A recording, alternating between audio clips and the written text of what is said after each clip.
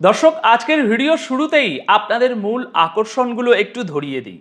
একদিকে সুইজারল্যান্ডে আমেরিকার সাথে ইরানের শান্তি আলোচনা চলছে, আর ঠিক সেই সময়েই ডোনাল্ড ট্রাম্প লাইভ টিভিতে হুমকি দিচ্ছেন যে সুইজারল্যান্ডে বসে থাকা ওই ইরানি ডেলিগেশনকে তিনি উড়িয়ে দেবেন, ওয়াইপ আউট করে দেবেন, তাদের দেশে ফিরতে দেবেন না। ভাবা যায়। দ্বিতীয় খবরটি হলো, হরমুজ প্রণালী নিয়ে আমেরিকার আসল উদ্দেশ্য ফাঁস হয়ে গেছে। আমেরিকা আসলে শান্তি চায় না, তারা হরমুজ প্রণালী দিয়ে যাওয়া তেলের 20% দখল নিতে চায়। আর তৃতীয় সবচেয়ে বড় খবর হলো, ইরানের তেলের উপর থেকে যদি নিষেধাজ্ঞা উঠে যায়, তবে পেট্রো ডলারের আধিপত্য কিভাবে ভেঙে চুরমার হবে এবং ভারত ও চীনের মতো দেশ কিভাবে নিজেদের মুদ্রায় সস্তা তেল কিনবে, তার একটা মাস্টার প্ল্যান তৈরি হয়ে গেছে। এই সব কিছু নিয়ে আজ আমরা একদম প্র্যাকটিক্যাল আলোচনা করব। তো চলুন খবরের ভিতরের খবরগুলো একটু গভীরভাবে বিশ্লেষণ করা যাক। দর্শক দেখুন, আন্তর্জাতিক কূটনীতিতে সাধারণত একটা শিষ্টাচার থাকে, কিন্তু সুইজারল্যান্ডে যা ঘটল আজ তার রীতিমতো নজিরবিহীন। সেখানে একদিকে দীর্ঘ 82 মিনিটের একটা ম্যারাথন আলোচনা চলছিল ইরান এবং আমেরিকার মধ্যে। ইরানের পার্লামেন্টের স্পিকার মোহাম্মদ বাকের গালিবাফ নিজে এই নেগোসিয়েশন টিমের নেতৃত্ব দিচ্ছেন, আর আমেরিকার দিক থেকে আছেন খোদ উপরাষ্ট্রপতি JD Vance, special envoy Witkoff এবং ট্রাম্পের জামাতা জ্যারেড কুশনার। কাতার এবং পাকিস্তান এই পুরো প্রক্রিয়ায় মধ্যস্থতা করছে। মিটল? এবার শুনুন, টেবিলে বসে ভ্যান্স খুব মিষ্টি মিষ্টি কথা বলছেন। 10 বছরের মধ্যে পুরো মধ্যপ্রাচ্যের চেহারা বদলে যাবে, নতুন অধ্যায় শুরু হবে। কিন্তু দর্শক, আসল ব্যাপারটা হলো, ঠিক সেই সময়েই আমেরিকায় বসে ফক্স নিউজকে দেওয়া এক সাক্ষাৎকারে ডোনাল্ড ট্রাম্প এমন এক বেফাঁস মারাত্মক হুমকি দিয়ে বসলেন, যা এই পুরো আলোচনার টেবিলে বোমা ফাটিয়ে দিল। ট্রাম্প সরাসরি বললেন, ইরান যদি হরমুজ প্রণালী বন্ধ করে দেয়, তবে সুইজারল্যান্ডে বসে থাকা ইরানের পুরো নেগোসিয়েশন টিমকে তিনি অ্যাসিসিনেট বা গুপ্ত হত্যা করবেন। ট্রাম্পের মুখের কথাটা ছিল ঠিক কিছুটা এরকম, তোমরা যদি প্রণালী বন্ধ করো, তাহলে তোমাদের কোনো দেশই থাকবে না, এমনকি তোমরা যারা সুইজারল্যান্ডে গেছো তারা নিজেদের দেশে ফিরে যেতেও পারবে না। এরকম ভাবতে পারছেন? ট্রাম্পের এই কথা শোনার সাথে সাথে ইরানি ডেলিগেশন এর তীব্র প্রতিবাদ জানিয়ে আলোচনার ভেন্যু থেকে বেরিয়ে যায়। আল জাজিরা এবং ইরানের আধা সরকারি তাসনিম নিউজ এজেন্সি পরিষ্কার রিপোর্ট করেছে যে ট্রাম্পের এই হুমকির প্রতিবাদে ইরান বৈঠক বয়কট করেছে। এখানে একটা জিনিস বুঝতে হবে দর্শক, ট্রাম্প হঠাৎ করে এই হরমুজ প্রণালী নিয়ে এতটা ক্ষেপে গেলেন কেন?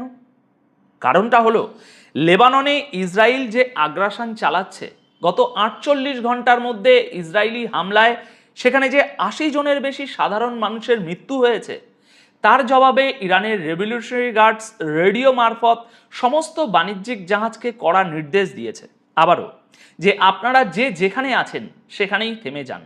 লেবাননে ইসরায়েলি হামলা না থামা পর্যন্ত হরমুজ প্রণালী দিয়ে কাউকে পারমিট দেওয়া হবে না। এই ব্লকেটেই ট্রাম্পের ঘুম হারাম হয়ে গেছে। আসল কূটনীতিটা একটু তলিয়ে দেখলে বুঝবেন ট্রাম্পের এই হুমকির মধ্যে কতটা হতাশা লুকিয়ে আছে। একদিকে তিনি ইসরায়েলের প্রধানমন্ত্রী নেতানিয়াহুকে কিছুতেই আটকাতে পারছেন না। ট্রাম্প প্রকাশ্যে নেতানিয়াহুকে পাগল বলেছেন, এসব রিপোর্ট তো দেখেছেন আপনারা, তাই না? বলেছেন আমেরিকার দেওয়া অস্ত্রেই ইসরায়েল টিকে আছে। এই রিপোর্ট আমরাও করেছি। আমেরিকার চেয়ে বড় কোনো বন্ধু ইসরায়েলের নেই, এও জানেন। কিন্তু এত কথা বলার পরও নেতানিয়াহু ট্রাম্পের মুখে কার্যত ছুঁড়ে মেরেছেন অপমান এবং লেবাননে হামলা চালিয়েই যাচ্ছেন। নিজের মিত্রকে সামলাতে না পেরে ট্রাম্প এখন ইরানের উপর চাপ দিচ্ছেন। তিনি চাইছেন ইরান যেন লেবাননের গোষ্ঠীগুলোকে নির্দেশ দেয় চুপ করে বসে থাকতে। এদিকে লেবাননের দক্ষিণাঞ্চলে ইসরায়েল আস্ত গ্রাম, জনবসতি, বিল্ডিং সব উড়িয়ে দিচ্ছে, নারী শিশু কাউকে ছাড়ছে না। আর গালিবাফও সুইজারল্যান্ড থেকে ট্রাম্পকে অত্যন্ত কড়া ভাষায় জবাব দিয়েছেন। তিনি বলেছেন, ট্রাম্পের এসব হুমকিতে যদি আমরা ভয় পেতাম, তাহলে তারা আজ আমাদের সাথে বসে আলোচনা করার জন্য এভাবে মরিয়া হয়ে উঠত না। আমরা আমেরিকার হুমকিকে কোনো পাত্তাই দিই না, তাদের বরং কথা বলার আগে সাবধান হওয়া উচিত। কারণ আমাদের সশস্ত্র বাহিনী যে কোনো মুহূর্তে অন্য ভাষায় জবাব দেওয়ার জন্য প্রস্তুত। এমনকি ইরানের প্রেসিডেন্ট পেজিশিয়ানও পরিষ্কার জানিয়ে দিয়েছেন যে তারা কোনোভাবেই তাদের সমৃদ্ধ ইউরেনিয়াম আমেরিকার হাতে তুলে দেবে না বা নষ্ট করবে না। তারা পরমাণু অস্ত্র বানাচ্ছে না, এটা লিখিত দিয়েছে, কিন্তু নিজেদের অভ্যন্তরীণ প্রয়োজনে ইউরেনিয়াম সমৃদ্ধ করার অধিকার তাদের আছে এবং তারা তা করবেই। ইরান যে এক চুলো ছাড় দেবে না, এটা আমেরিকার জন্য একটা বিশাল বড় মাপের ধাক্কা। এখানে আর একটা বিশাল ভূরাজনৈতিক দাবার চাল আপনাদের একটু বুঝতে হবে, আর সেটা হলো অর্থনীতি। ট্রাম্পের আসল নজর কিন্তু শক্তিতে নয়, তার নজর ব্যবসায়। তিনি নিজেই বলেছেন যে তিনি হরমুজ প্রণালীর গার্ডিয়ান অ্যাঞ্জেল বা রক্ষাকর্তা হতে চান এবং সেখান দিয়ে যত তেল পার হবে তার 20% তিনি আমেরিকার জন্য দখল করতে চান, আজই বলেছেন। এমনকি ইরানের সবচেয়ে তেল সমৃদ্ধ কেশম আইল্যান্ডের দিকেও ট্রাম্পের নজর অনেক আগে থেকেই। অর্থাৎ আমেরিকা কোনো আন্তর্জাতিক আইন, মানবিকতা বা কূটনীতি বোঝে না, তারা বোঝে শুধু টাকা এবং দখলদারি। অন্যদিকে সুইজারল্যান্ডের ওই 82 মিনিটের ম্যারাথন আলোচনায় ইরানের মূল দাবি ছিল তাদের এনার্জি সেক্টর বা তেলের উপর থেকে সমস্ত আমেরিকান স্যাংশন তুলে নেওয়া। দর্শক, একবার একটু চিন্তা করুন, যদি ইরানের তেলের উপর থেকে স্যাংশন উঠে যায় তবে গেমটা কিভাবে চেঞ্জ হবে। ইরান কিন্তু পেট্রো-ডলার অর্থনীতির অংশ নয়, অর্থাৎ তারা ডলারে তেল বিক্রি করতে বাধ্য নয়। তারা চীনকে যেমন ইউয়ানে তেল দেয়, স্যাংশন উঠলে ভারতকে তারা রুপিতে তেল দেবে।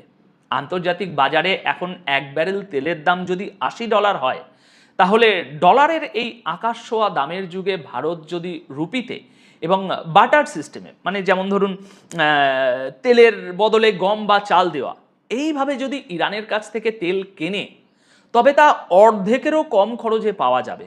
এতে ভারতের বাজারে তেলের দাম হু হু করে কমে যাবে এবং আমেরিকার ডলারের আধিপত্যে একটা জোরালো ধাক্কা খাবে। কাতার থেকে ইরান তাদের আটকে থাকা $13 বিলিয়ন ফেরত পাচ্ছে। ইরান কিন্তু খুব ঠান্ডা মাথায় ধীরে ধীরে তাদের সমস্ত শর্ত আদায় করে নিচ্ছে। কিন্তু ট্রাম্পের ওই এক বেফাস কথা পুরো মার্কেটকে অস্থির করে দিচ্ছে। আপনারা খেয়াল করবেন, সকাল 9টায় যখন এশিয়ার শেয়ার মার্কেট বা তেলের বাজার খোলে, তখন ট্রাম্পের এই ধরনের পাগলাটে বিবৃতির কারণে তেলের দাম আন্তর্জাতিক বাজারে একেবারে লাফিয়ে লাফিয়ে লাফিয়ে বেড়ে যায়। আমেরিকায় যখন রাত, আমাদের এখানে তখন আজ সকাল। রাতে ট্রাম্পের একটা টুইট বা বিবৃতি, আর সকালে আমাদের সাউথ এশিয়ান মার্কেটগুলোতে লঙ্কা কাণ্ড বেঁধে যাচ্ছে। এটা কোনো ভাই ভিডিও গেম নয় যে আপনি একটা কথা বলে দিলেন আর পার পেয়ে গেলেন, আপনি ইচ্ছা করলেন সব গুপ্ত হত্যা করে দিলেন। এর প্রভাব পড়ছে কোটি কোটি মানুষের পকেটে। লেবাননের ভিতরের রাজনীতিটাও কিন্তু আমেরিকার এই খেলার একটা বড় অংশ।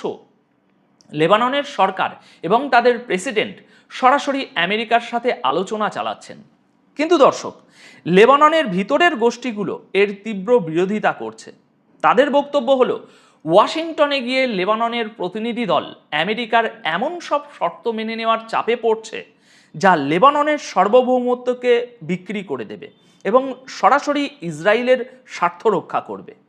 এদিকে তেহরান সরাসরি আলটিমেটাম দিয়েছে যে আগামী 24 ঘন্টার মধ্যে যদি ইসরায়েল লেবাননে তাদের হামলা পুরোপুরি বন্ধ না করে, তবে এবার ইরানের দিক থেকে আঘাত হবে আগের চেয়েও অনেক বড় এবং ভয়াবহ। ইরান এই বার্তা কোথায় দিয়েছে জানেন? তাদের নেগোসিয়েশন টিমের মাধ্যমে আনুষ্ঠানিকভাবে আমেরিকাকে জানিয়ে দিয়েছে। তাই এখন প্রশ্ন হলো, ট্রাম্প কেন সবকিছু জেনেও এমন অন্ধের মতো ইসরায়েলকে সমর্থন করে যাচ্ছেন? কেন তিনি বলছেন যে সিরিয়াকে দিয়ে লেবাননের গোষ্ঠীগুলোকে ধ্বংস করাবেন? দর্শক, এর উত্তর লুকিয়ে আছে আমেরিকার ভিতরের পলিটিক্সে। আমেরিকার জিউস লবি বা ইহুদি লবি এতটাই শক্তিশালী যে ট্রাম্পের মতো লোকও তাদের সামনে হাঁটু গাঁড়তে বাধ্য হচ্ছেন। এটা শুধু আমার বা আপনার কথা নয়, স্বয়ং ট্রাম্পের কাউন্টার ইন্টেলিজেন্স টিমের সাবেক প্রধান চাকরি ছাড়ার পর বলে গেছেন যে আমেরিকা আসলে এই যুদ্ধটা লড়ছে পুরোপুরি ইসরায়েলের স্বার্থে। এখানে আমেরিকার নিজের কোনো লাভ নেই, পুরোটাই ইহুদি লবির চাপ। দর্শক, বিশ্ব রাজনীতির এই দাবার বোর্ডে কেউ কারো আপন নয়, সবাই শুধু নিজের স্বার্থ আর আধিপত্য টিকিয়ে রাখার লড়াই করছে। আমেরিকা একদিকে শান্তির কথা বলে, আবার দেখুন অন্যদিকে আলোচনা করতে যাওয়া ইরানের ডেলিগেশনকে গুপ্ত হত্যার হুমকি দেয়। কিন্তু ইরান যে এবার আর আগের মতো মাথা নত করবে না, তা সুইজারল্যান্ডের এই ঘটনা থেকেই স্পষ্ট। আজকের এই পুরো জিওপলিটিক্যাল বিশ্লেষণ আপনাদের কেমন লাগলো? আপনারা কি বলতে চাইবেন এই গুপ্ত হত্যার বিষয়ে? সে বিষয়ে আপনাদের মূল্যবান মতামত অবশ্যই কমেন্ট করে জানাবেন। আপাতত এই বুলেটিন তাহলে এখানেই শেষ করব। দেখা হচ্ছে পরবর্তী ভিডিওতে নতুন কোনো খবরের সাথে। সবাই খুব ভালো থাকবেন। আসসালামু আলাইকুম প্রিয় দর্শক, আমিরুল মোমিনিন মানিক আপনাদের প্রত্যেককে আমন্ত্রণ জানাচ্ছি চেঞ্জ টিভির লাইভ পর্যালোচনায়। আমাদের আজকের পর্যালোচনার বিষয় হচ্ছে বাংলাদেশকে হুঙ্কার দিলেন মোদি, ইরানের নতুন বিপদে দিল্লি। প্রিয় দর্শক, আপনাদের কোনো মতামত বা প্রশ্ন থাকলে ইউটিউবের কমেন্ট বক্সে গিয়ে লিখুন। অত্যন্ত গুরুত্বপূর্ণ এই আলোচনার শেষ পর্যন্ত থাকবেন বলেই আমরা প্রত্যাশা করছি। বাংলাদেশের সঙ্গে ভারতের একটা উত্তেজনাকর পরিস্থিতি চলছে। কি নিয়ে সেটা? প্রথমত পুশিন, দ্বিতীয়ত হচ্ছে কথার নানা ধরনের শত্রুতা। দেখুন, গণ অভ্যুত্থানের পর বাংলাদেশ এবং ভারত দুটি রাষ্ট্র প্রতিবেশীর প্রান্তে দাঁড়িয়ে এমন কথার যুদ্ধে লিপ্ত হয়েছে যে এখন ধীরে ধীরে সম্পর্ক শীতলতার দিকে যাচ্ছে। এর জন্য বাংলাদেশ দায়ী নয়, বরং দায়ী হচ্ছে ভারত। কারণ আমাদের গণ অভ্যুত্থানকে মেনে নিতে পারেনি ভারত। একইভাবে ভারত 2006 সাল থেকে, বা আমি যদি 2007-এর কথাই বলি, মানে 1-11-এর সরকার থেকে 2024 পর্যন্ত যে ধরনের সম্পর্ক বাংলাদেশের সঙ্গে রেখেছিল, সেই সম্পর্ক আর রাখতে না পারায় গোস্বা করেছে বলা যায়। সেই গোস্বা কেবলমাত্র অভিমানের মধ্যে সীমাবদ্ধ থাকেনি, বরং শত্রুতা এবং প্রতিহিংসায় পরিণত হয়েছে। ফলে বাংলাদেশ বিরোধী একটা ন্যারেটিভ দিল্লির তরফ থেকে বিশ্বব্যাপী ছড়িয়ে দেওয়ার প্রচেষ্টা চালানো হলেও শেষ পর্যন্ত সেই মিশন ব্যর্থ হয়েছে। যাই হোক প্রিয় দর্শক, আজকে খুবই গুরুত্বপূর্ণ একটি অনুষ্ঠানে অনেক বিষয়ে গুরুত্বপূর্ণ মন্তব্য করেছেন ভারতের প্রধানমন্ত্রী নরেন্দ্র মোদী। এই মন্তব্যের মধ্য দিয়ে তার ভেতরে যে সুপ্ত নানা ধরনের চিন্তা ভাবনা, সেটা প্রকাশিত হয়েছে। আমরা সেই কথাগুলো জানতে চাই যে তিনি কি বললেন। পশ্চিমবঙ্গ দিবসের অনুষ্ঠানে দেশভাগ, অবৈধ অনুপ্রবেশ, ভারত বাংলাদেশ সীমান্তে কাঁটাতারের বেড়া নির্মাণ ইস্যুতে কংগ্রেস, বামপন্থী দল এবং তৃণমূল কংগ্রেসের সমালোচনা করেছেন ভারতের প্রধানমন্ত্রী নরেন্দ্র মোদী। তিনি অভিযোগ করেন, দশকের পর দশক ধরে পশ্চিমবঙ্গকে অবৈধ অনুপ্রবেশকারীদের আড্ডায় পরিণত করা হয়েছিল। হুগলির তারকেশ্বরে আয়োজিত পশ্চিমবঙ্গ দিবসের অনুষ্ঠানে এসব মন্তব্য করেন নরেন্দ্র মোদী। অনুষ্ঠানে তার সঙ্গে উপস্থিত ছিলেন ভারতের পশ্চিমবঙ্গের মুখ্যমন্ত্রী শুভেন্দু অধিকারী।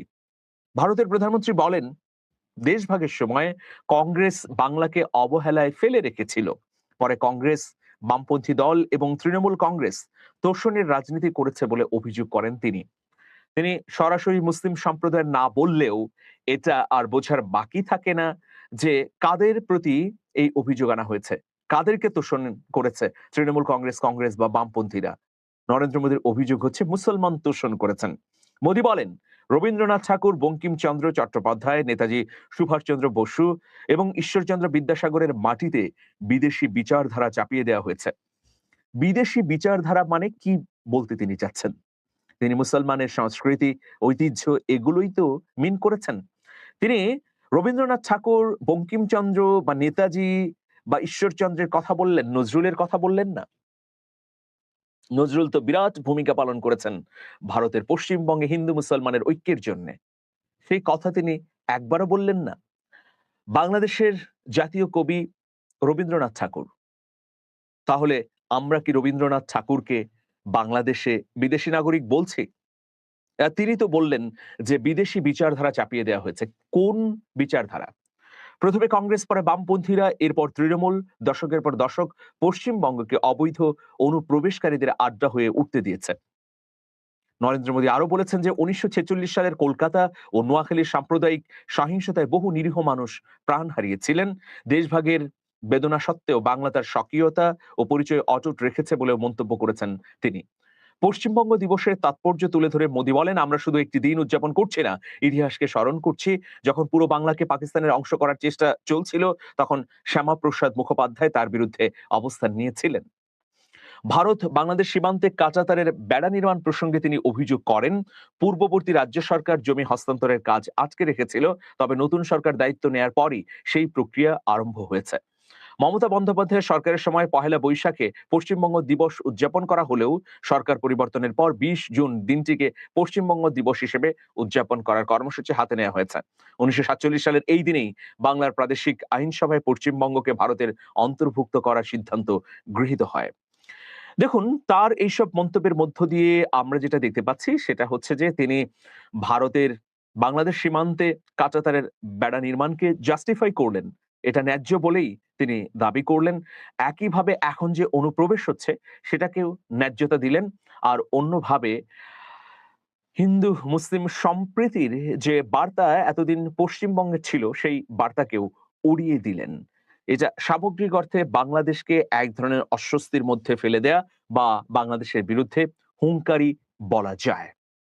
তো এতদিন ধরে ভারতের পশ্চিমবঙ্গ সরকার ক্ষমতায় এসেই যে ধরনের বাংলাদেশ বিদ্বেষী উদ্যোগ গ্রহণ করেছিলেন বা করছে, সেই উদ্যোগকে তিনি আরো প্রেরণা দিলেন যেন আরো জোরদারভাবে পোষণ করা হয়, আরো জোরদারভাবে যেন বাঙালি খেদাবের নামে মুসলমানদেরকে তাড়িয়ে দেওয়া হয়, পাশাপাশি যেন কাঁটাতারের বেড়া একদম নির্বিঘ্নে নির্মাণ করা হয়। তো প্রিয় দর্শক, এই বক্তব্যের মধ্য দিয়ে দুই দেশের সম্পর্ক আরো তলানিতে গিয়ে ঠেকবে। তিনি সৌহার্দ্য এবং সম্প্রীতির যে আহ্বান করতে পারতেন, সেই সুযোগ তিনি নিলেন না। যাই হোক, দর্শক, আমরা দ্বিতীয় প্রসঙ্গে আলোচনা করতে চাই যে ইরানের নতুন বিপদে দিল্লি। ইরানের নতুন কি বিপদ? ইরান বিপদে ফেললো দিল্লিকে, মূলত এটাই আমি এই লাইন দ্বারা বোঝাতে চাচ্ছি। একসময় মানে একসময় মানে খুব বেশি দূরের ঘটনা নয়।